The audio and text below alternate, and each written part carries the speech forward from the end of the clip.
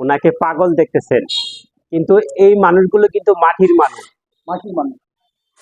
এদের বিষয়ে কথা বলতে গেলে নিজের জ্ঞান দক্ষতা খুবই প্রয়োজন, কারণ নিজের বয়সটা শেষ করে দিয়েছেন এই হালতে।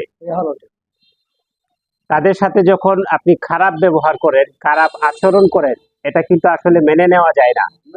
এই মানুষগুলো যদি মারা যায়, এই মানুষগুলো যদি ছিন্ন ভিন্ন না থাকে, একটা সময় আমরা সেই প্রবীণ মানুষগুলোকে পাবো না।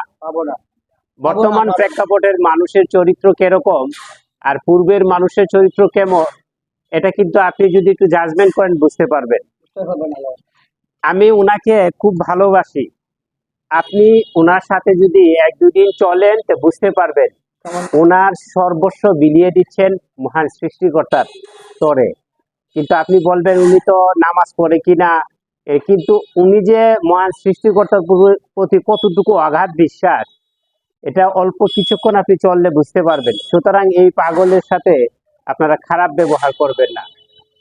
হয়তো তার জ্ঞান অভিজ্ঞতা এগুলো কম, কোরআন হাদিসের জ্ঞান কম হতে পারে, কিন্তু একটা কথা সে বিশ্বাস মনে রাখে যে মহান সৃষ্টিকর্তা তাকে সৃষ্টি করেছে। এই যে একটা তার ধারণা, মহান সৃষ্টিকর্তার প্রতি যে অগাধ বিশ্বাস এবং রাসূলের প্রতি যে একটা অনুগত্য, এটা কিন্তু অস্বীকার করার কোনো সুযোগ পাবেন না যদি আপনি তার সাথে কিছুদিন উঠা বসা করেন, তাহলে বুঝতে পারবেন।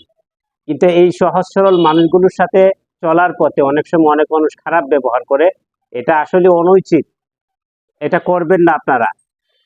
আমি ওনাকে ভালোবাসি এই জন্যই যে মহান সৃষ্টিকর্তা এবং রাসূলের প্রতি তার অগাধ বিশ্বাস। হতে পারে এটা কোরআন হাদিসের ভিত্তিতে অনেক সময় অনুসরণ করে না, কিন্তু এই জ্ঞান ধারণা হয়তো তার নাই, এই শিক্ষাটা উনি পান নাই।